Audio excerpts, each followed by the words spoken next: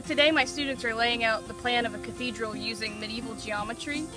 In the Middle Ages, they continue to use ancient geometry very much like was used to lay out the Parthenon, for example, in Athens, but instead it was used to lay out cathedral plans. And in art history, a lot of our time with students is in the classroom where we're lecturing from slides, and we don't often have the opportunity to do on-site visits or see objects in person.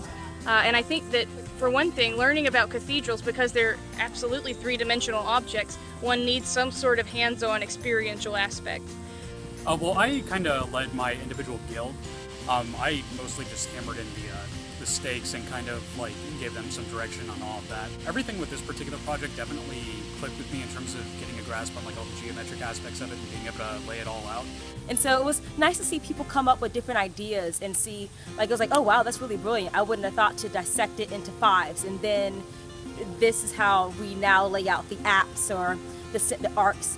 And so it was a lot of fun for me. It really challenged me. It was brilliant. So we've laid out the central part of the cathedral known as the crossing using a mathematical ratio called the golden section. To create the golden section, what you do is you diagonal a rectangle from the square in the center and then rotate it out all the way to the edge. It's a proportional system that comes from ancient architecture, and you actually find it in even actually UWF symbol, the Nautilus symbol. From there we have a choir.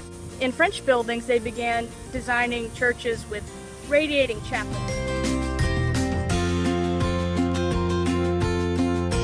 Each chapel would be dedicated to a saint. And so our students here have located center points for each of the 5 chapels, and then again using string have walked around the radius to lay out the boundary lines of that chapel.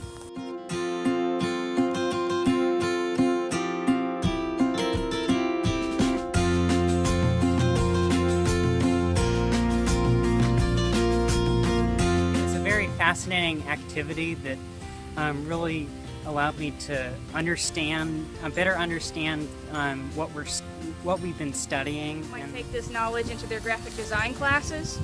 They might take knowledge of the golden section and use it for layouts. They might also just take the idea of spatial reasoning into everyday life. And so learning about simple principles of geometry have applications beyond just the classroom.